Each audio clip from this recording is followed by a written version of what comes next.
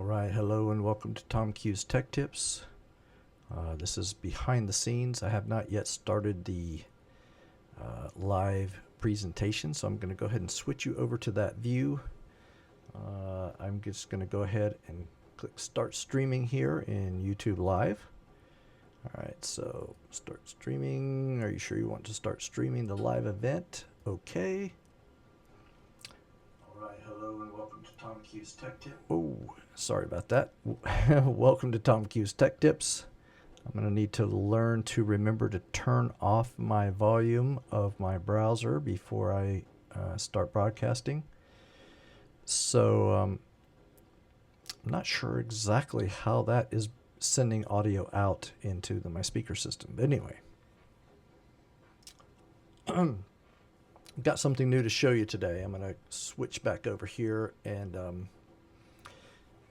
go ahead and just dive in. We've got 3 new products that we're highlighting, and those are going to be a new video switcher made by Roland, the Roland V-1HD it's not new anymore. It's been around for over a year, I think. Anyway, it's new to us. ATOMOS Ninja Blade is a video recorder, and the Zoom H6 audio recorder and audio interface. So those 3 things are going to be our highlight. The Roland V-1HD has very simple button structure. You just tap the button and it switches between the different video sources, which are 4 HDMI inputs. So anyway, you're looking at a keynote presentation from an iPad, and also we're doing a picture-in-picture effect, which the buttons on the top of the Roland allow that to happen. So that's how this is working. So anyway, the Roland is going to be recording to the ATOMOS Ninja Blade. The audio is going to be coming through something that we needed because of the change. We have been using USB microphones up until now, and the Zoom H6 can be a USB microphone, but it also allows up to 4 XLR inputs besides the microphones that come with it, or you can buy an attachment that allows you to do 6 XLR inputs. But we're only going to need 2 or 3 of them. And so anyway, those are the 3 products that we're going to be building on here. And so you may remember the Blackmagic design. Let me just take my picture off here. The Blackmagic design Ultra Studio mini recorder.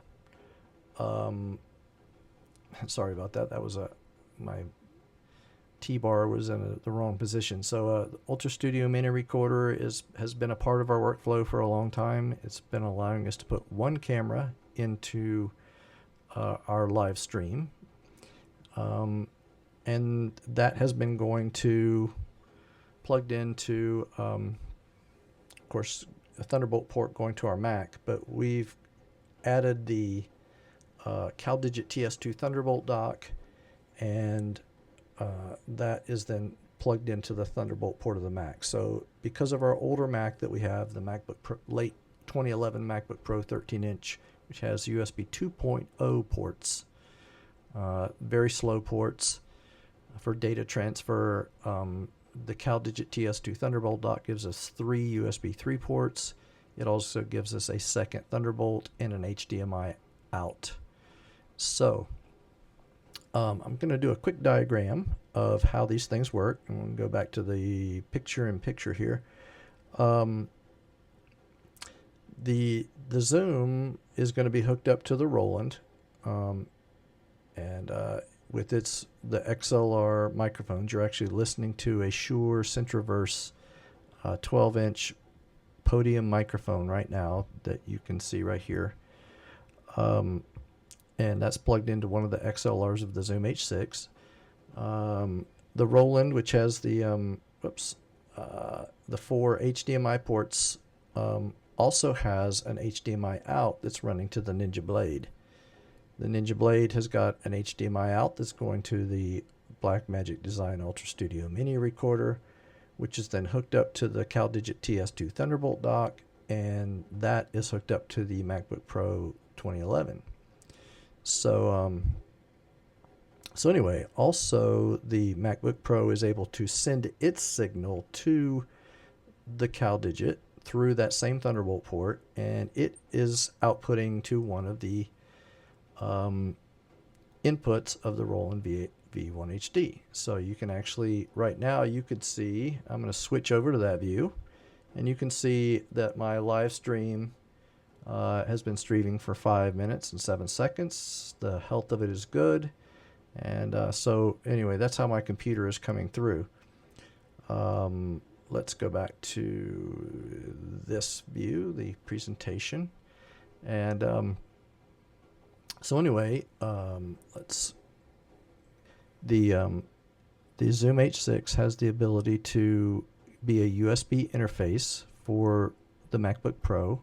So I have a USB cable running from the Zoom H6 to the late 2011 MacBook Pro into its USB 2.0 port, which is fine enough speed for audio.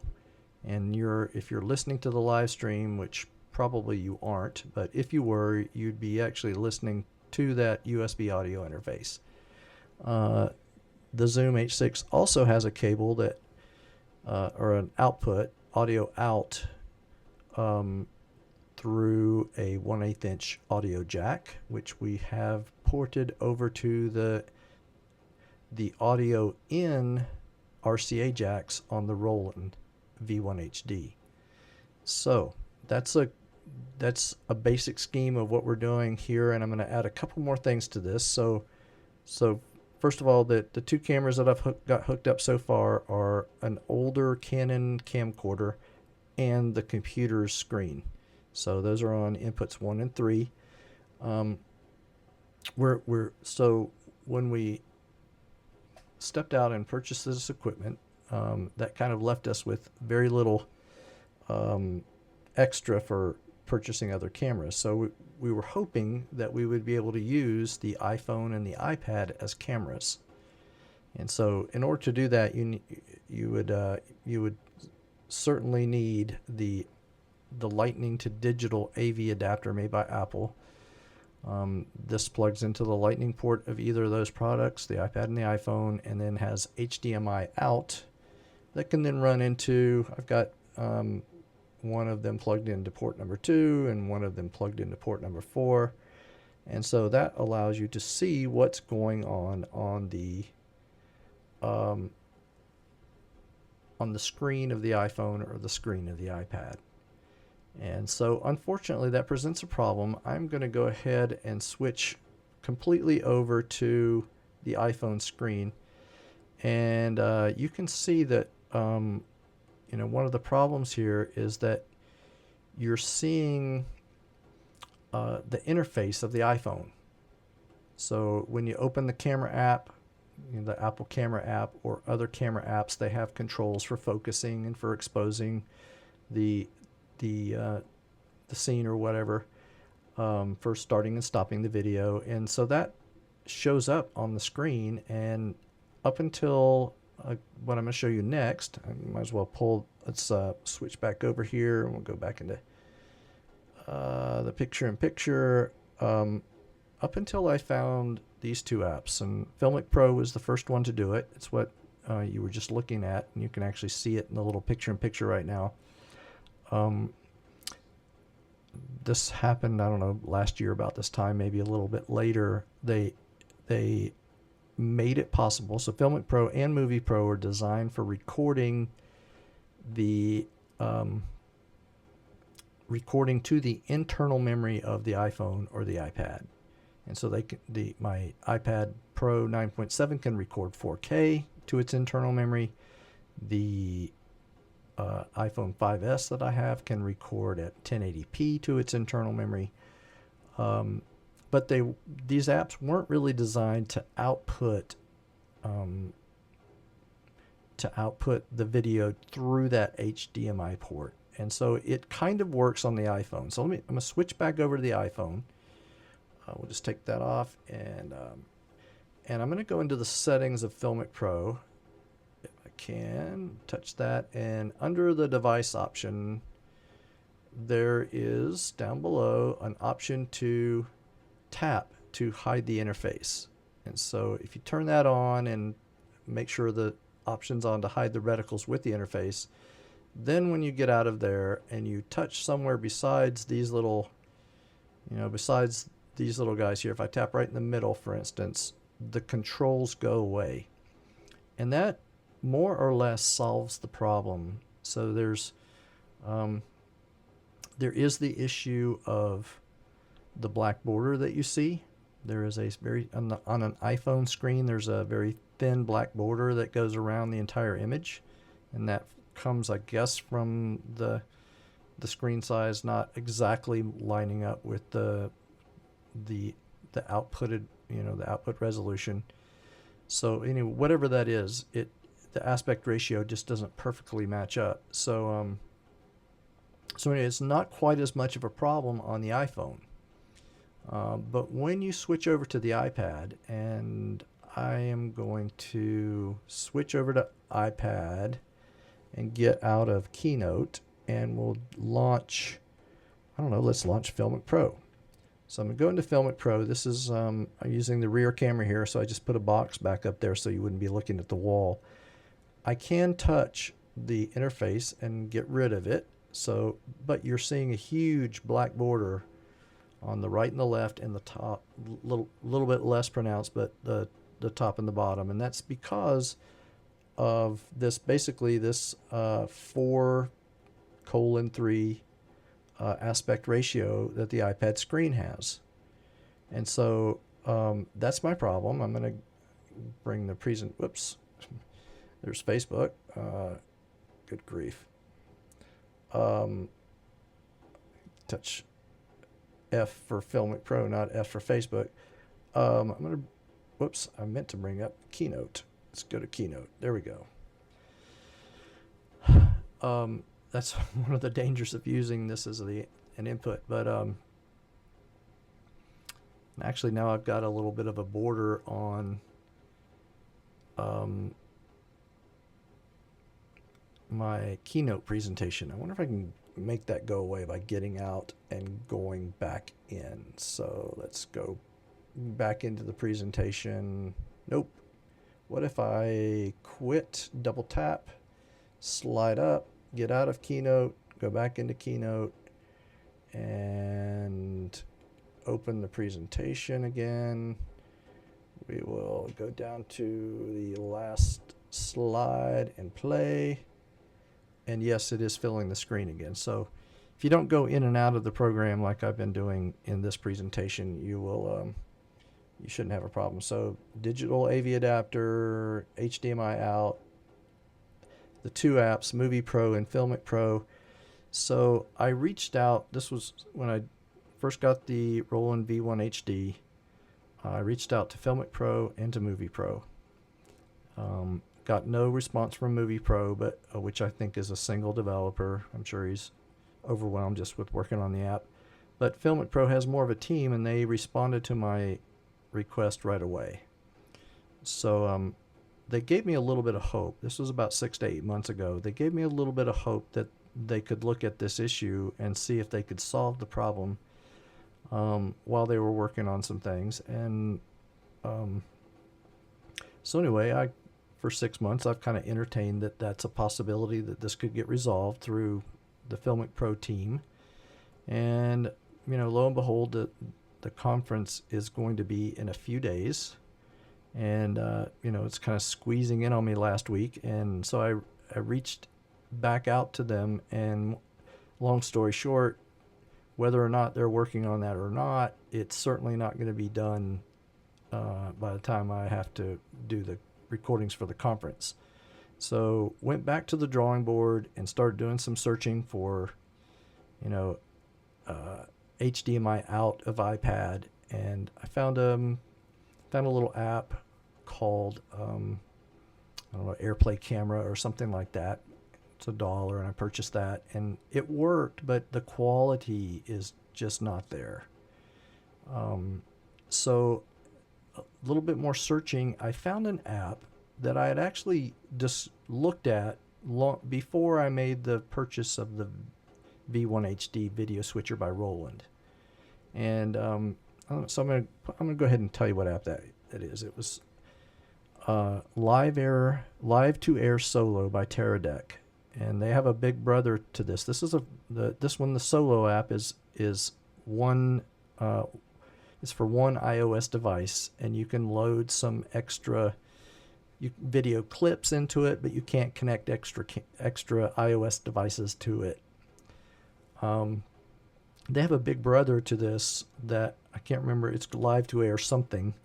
It might just be Live to Air, but it has a professional mode where you can actually use multiple iOS cameras and switch between them using the iPad, and then output that video to, live stream it or even record. So that app costs $100 for the Pro version, and then if you want to be able to record, it's another $50. I didn't want to take a chance on it not working. So, plus where we're going to be doing the conferences, I'm going to go ahead and put my picture back in here.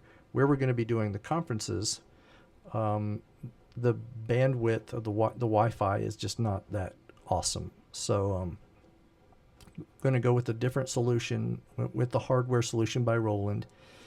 But in the searches that I did last week, I found this little Live Air Solo app, and I'm going to just switch back to this camera for just a second, because I want to switch over and check something out here before you see it. All right, I'm going to go ahead and pull this back up, and I'm going to quit the app and go back into it. So this is the interface for Live. I'm going to go ahead and actually flip it around so you can see me a little bit. All right, so there I am. We're using the selfie camera of the iPad. It will be better when I can use the rear camera, but I can't control it and control it and have it look at me at the same time. So you'll see that you can see the problem here. It looks like it still exists. It's the 4:3 aspect ratio. But you can see some of the things where I'm going to reach over here and touch. You can add video inputs, like a Teradek device, or you can load up video files, etc. I don't need to do any of that. You can also add overlays like lower thirds, or in this case they've made an overlay that has directions on how it works. You can actually slide these things out of the way, so you can see as much of it as you can, but I still got interface elements on the top and the bottom.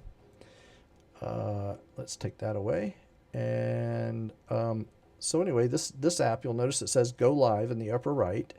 It's designed to be able to broadcast to, let me just pull up the options, broadcasting destinations, add destination. It is designed to be able to go to YouTube Live, Facebook Live, Periscope, live stream, Ustream, all these different kind of streaming options. And before I go show you the thing that's going to make this work for me, I just want to show you the encoder settings. I have as an option to use the 1080p resolution with an amazing bit rate of 10,000 kilobits per second. So that's using the iPad Pro 9.7, and I tried this app on my iPhone, and it, at a much lower resolution, it actually shudders and skips frames and so forth. But this iPad is seemingly doing a great job. Whoops, forgot the last thing I need to show you here. So I'm going to touch the AirPlay/HDMI output, and that allows you to toggle between the mirroring of the iOS, which we're currently doing, and outputting through the Lightning port the program stream. So I'm going to go ahead and click done, and boom, that's what I've been looking for with my iPad. I am still looking at, let me let me pull up my iPhone. Here's my iPhone screen in FiLMiC Pro, and I'm going to go into the settings and flip that camera around. And so what I'm actually looking at is the interface of live to air solo. But what you're seeing is frame to frame with no go ahead and turn off the picture-in-picture, frame to frame with none of the interface elements. So it's perfect. It's the best of both worlds. With the FiLMiC Pro app, if I want to do any tweaking, you have, it's going to show that. I'm going to have to turn the interface back on. Let's just let's switch back over to that. I'm going to flip back over to me, and so anytime I want to tweak the focus or the exposure, I have to turn the interface on and then tap away from it to get it to come off the screen again. So so with live to air, I've got the controls on the screen all the time, and but you don't see them. And it fills out the aspect ratio of the 16 by 9. So so anyway, I am going to get out of that app, and over here we're going to get out, and we're going to flip back over to the presentation. And so if you want to use your iPhone or iPad, you're going to need some form of these 3 different apps, and I'm going to be using Live to Air Solo for the iPad, and I'm going to be using FiLMiC Pro for the iPhone because it can't handle, the 5S cannot handle the demands of Live to Air. So just going to throw in another element here, and so this is our PA system that has not really been involved much in the live production, except when we pass the microphone around for questions at the end of the presentations, questions and comments, the USB mics have been picking up the audio that's coming out of the PA system. And that's how we've been handling the question and answer part. It's a little bit muddy, but it kind of worked. So what's happening now, so we're going to diagram this a little bit more. We had been plugging in the XLR microphone into the 1XLR jack of the PA system. We're going to then now reroute that. So because the Zoom H6 has those XLRs, and because it can route itself to the Roland, and because the Roland can route not only its audio through the HDMI to the Ninja Blade, but also it has another 2 RCA jacks that are audio out of their own. And so we got a RCA to 1/4-inch cable that is running from the Roland to the Samson Expedition XP106. So we're able to reroute that XLR microphone, instead of going into the PA system itself, put it into the Zoom H6, which then routes it eventually back to the PA system. So it's being recorded by the Roland, or technically being recorded by the Ninja Blade. It's being sent, before it gets there, it's going out the USB back to that MacBook Pro. So it's being used for both the audio of the live stream and the audio that's getting recorded in the Ninja Blade. So when we purchased that PA system, we had already owned the the Samson Stage XPD1 USB digital wireless system, which included a wireless mic and a USB receiver that we initially purchased it to plug into the Mac directly. It also can plug into an iPad or an iPhone and be a wireless single microphone for those things. But that package that we already owned works with the PA system, the Expedition XP106. And so it can handle one XLR microphone and this wireless microphone. And so anyway, what you do is you plug in the USB port into the USB port on the back of the PA system.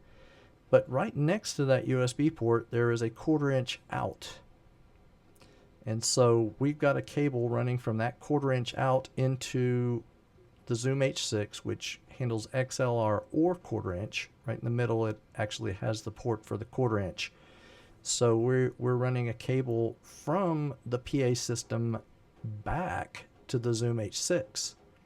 So you have to be a little careful that your settings are not such that you're going to get feedback. But the hope here was that we would be able to use the wireless microphone that we've been using with the PA system to do the recording directly to the live stream.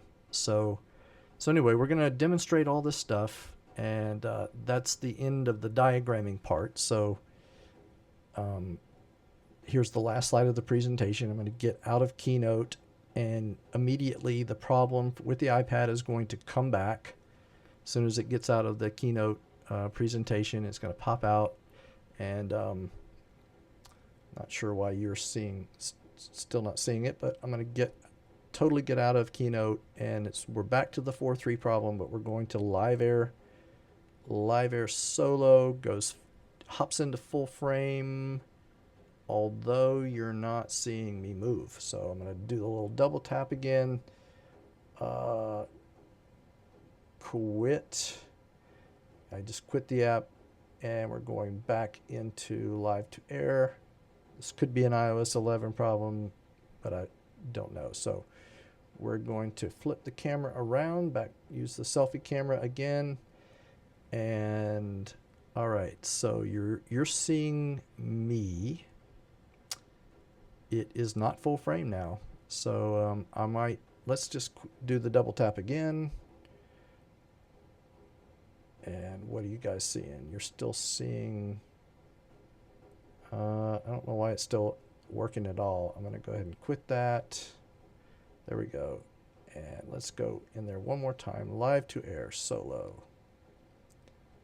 And I'm going to tap the interface, flip the camera around, and okay, we're back to full frame. So I'm not going to be getting in and out of during the conference. I'm not going to be getting in and out of it like I am here. So once it's in there, it should stay there. So anyway, let's do some looking around here. I'm going to switch back over to the iPhone camera. We're going to go over to the interface. We're going to flip around the camera. And so here is my setup on the Roland V-1HD.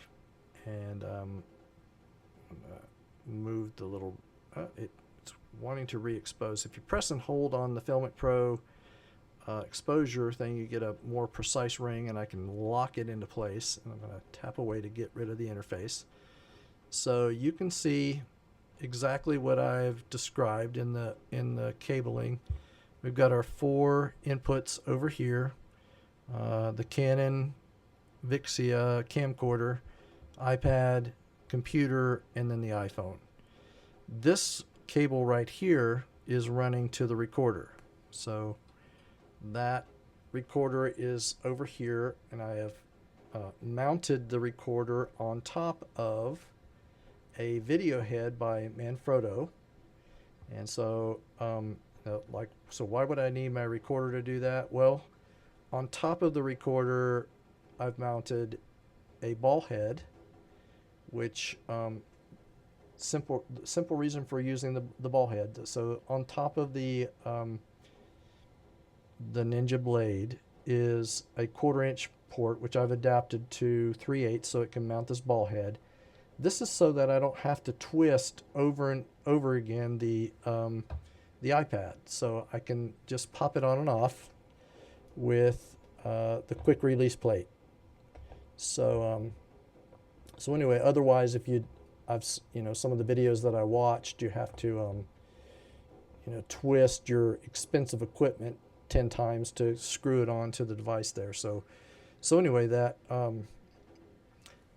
the recorder is mounted on top of the video head, but here's the cable that's running from the Roland V-1HD.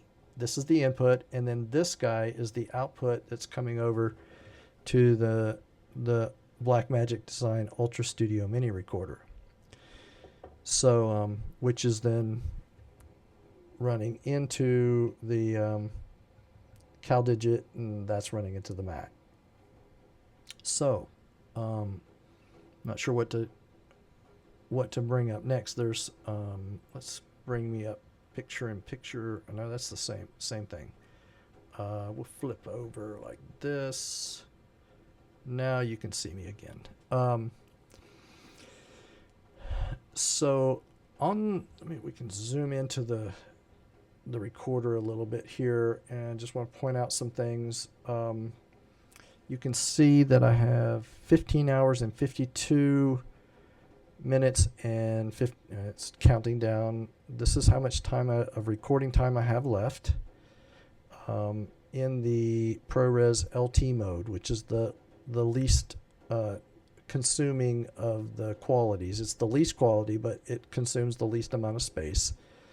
Down at the bottom, you can see that. Oops, let's see if I tilt this a little bit. I've been recording. You've been listening for 31 minutes and 25 seconds. I've been recording for that long anyway. So anyway, when I first started using this recorder, I ordered it with two SSD drives. Let's see what camera I want to use here. I want to go take off the picture-in-picture, and we'll just switch over to this. So the ATOMOS comes with these little caddies, and you mount your SSD disk inside these caddies. So it's it's not super easy to pop them in and out. You have 4 screws that you have to take out. But anyway, this helps it mount properly inside the recorder. I purchased 2 SanDisk X400 SSDs to go with this. I had seen it on the ATOMOS website. They have a page, or I thought they had a page where they listed the compatible drives with their recorders. And it turns out that the SanDisk X400 is compatible with one of their recorders. I might have been looking at the Flame or something like that, but it's not compatible with the ATOMOS Ninja Blade, at least according to ATOMOS. So anyway, I popped in the SSD and began to record. Let's see if I can. Oops. There we go. Let's switch back over to the phone. Began to record, and instead of getting 33-minute recordings, it was basically starting and stopping all over again. So it would record for a minute or 2 or 5 minutes, and then it would start over. The counter would start back over at 0. And so anyway, I reached out to ATOMOS about this, and they suggested 2 things. They suggested the possibility that this cable over here, let's go ahead and see if I can tweak that a little bit more.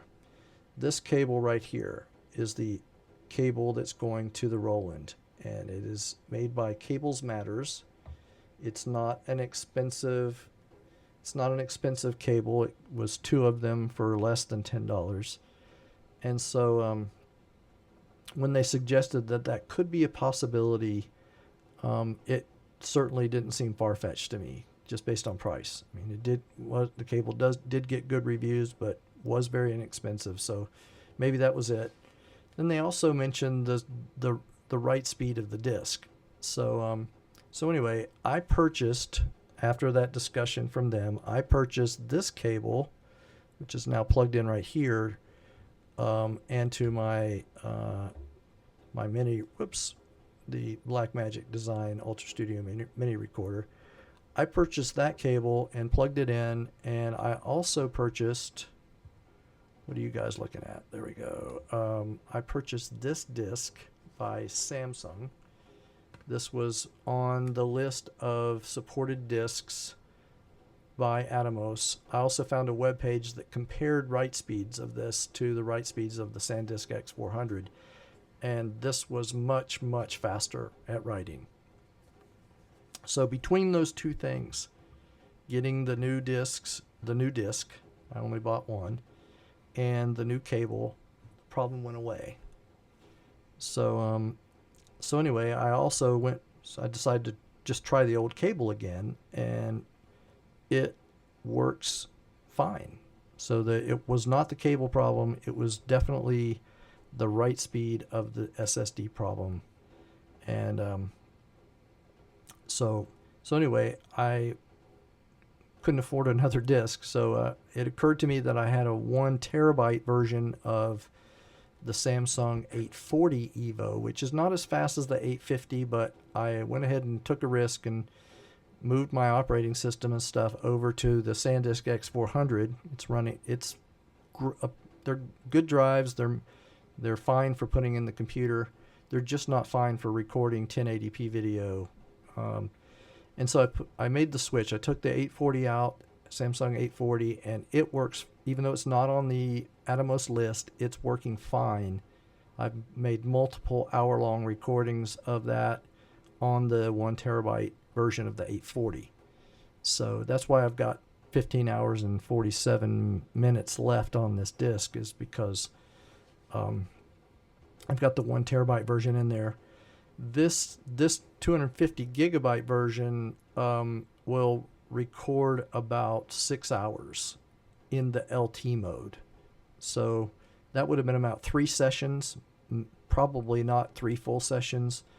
And so I was initially concerned about how am I going to get the recordings off of this onto something else in time between the different sessions. So it turns out in the LT mode, a 2-hour session runs between 80 and 90 gigabytes, and it takes my 2011 Mac about an hour to get that to get that 80 gigabytes converted over into a smaller file for uploading to YouTube later.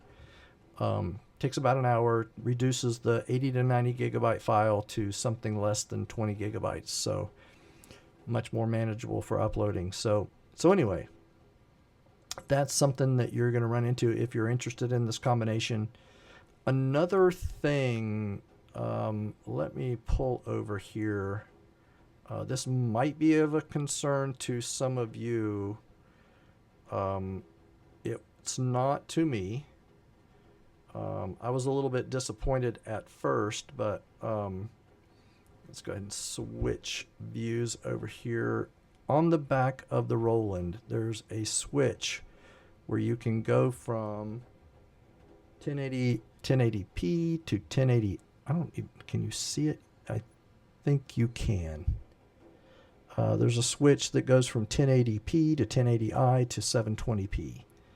And of course, I would prefer to use 1080p, but basically the Roland cannot handle, not the Roland, the ATOMOS Ninja Blade cannot handle the 1080p that the Roland is putting out.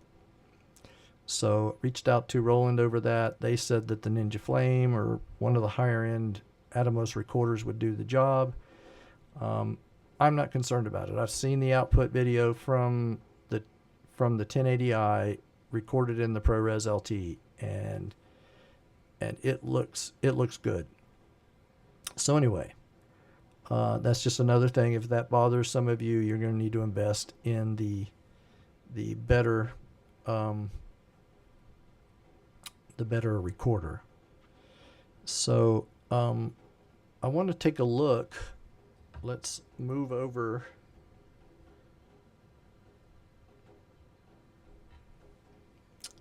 Moving over to the Zoom, and you can see that. So it's got these 4 inputs. I'm using 3 of them right now. This is the microphone that you're listening to. It's the Shure Centroverse podium microphone.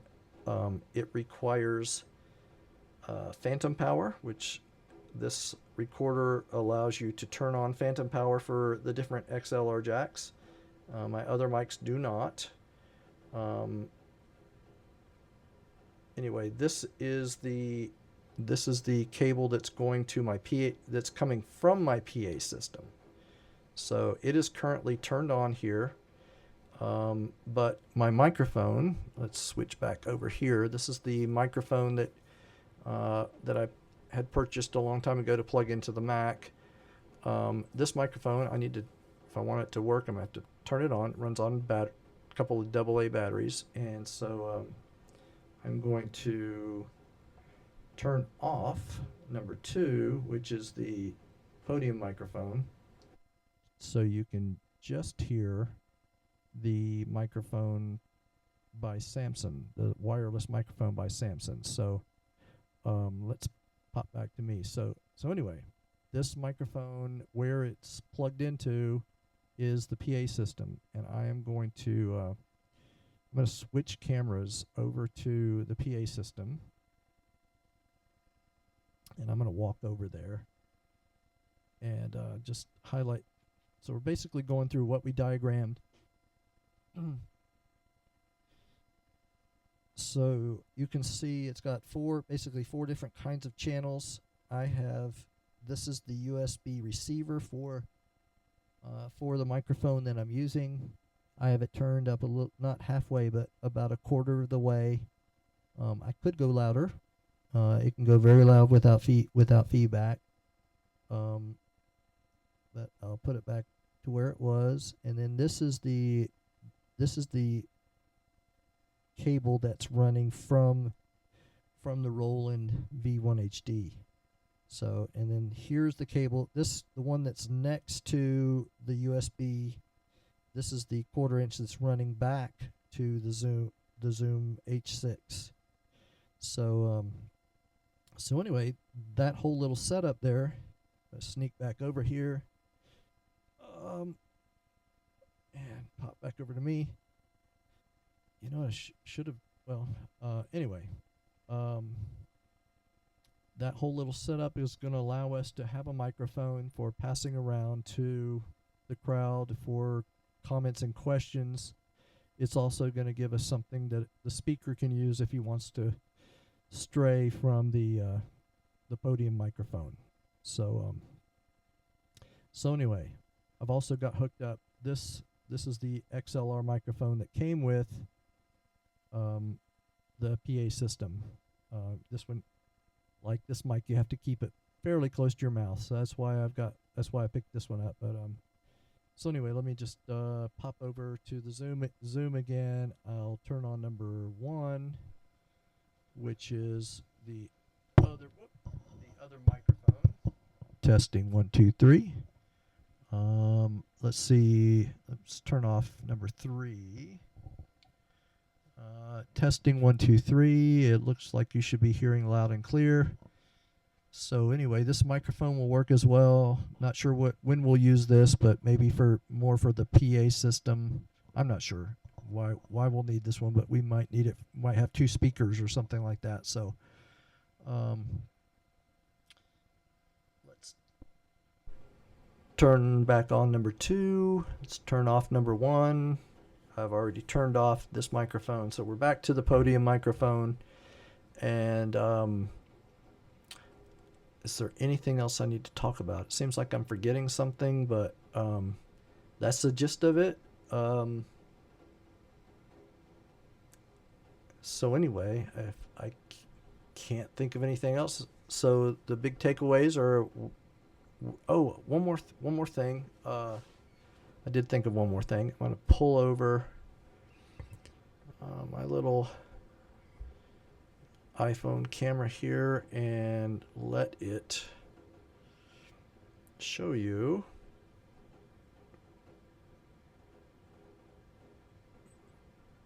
this little. All right, let's we'll put in picture again. So I don't need that because you can see me anyway. This is a little 7-inch high definition monitor that is running HDMI out over to that output port. Not the output port, but the there's a preview port. they call it preview. So this is allowing it, that preview port lets you see in a visual form the 4 things that the different cameras are seeing. So that's what that's about. And I wanted something that's not overwhelming. And like here in my own office, I use a 21. I've been using a 21-inch or 22-inch monitor, but at the conference, I don't want there to be that much distraction. So anyway, that's another little addition that kind of didn't. You might want to consider the need for something like that, because especially if the cameras are remote from you, you're going to need some way to decide whether you're going to switch to that view or not. So I think that's it. One more thing. I'm going to go over here and just show you something that came with the Ninja. And it's a little, so I'm going to switch over to another view again. All right, so we talked about the little caddies that come with the Ninja. The Ninja also came with a little sled, and this sled, it's one of those things that requires 2 USB ports. So that actually worked out very well with the CalDigit, because it has 2 USBs on the back. One of them is used for power, one of the USBs is used for the data. And so when you're done with your recording, you can just take the sled and take the caddy and pop it into the sled. And then it will show up on your computer. So that's when we can do the picture-in-picture here. That's when that timing of the files taking, it took me an hour to basically convert the 80 gigabyte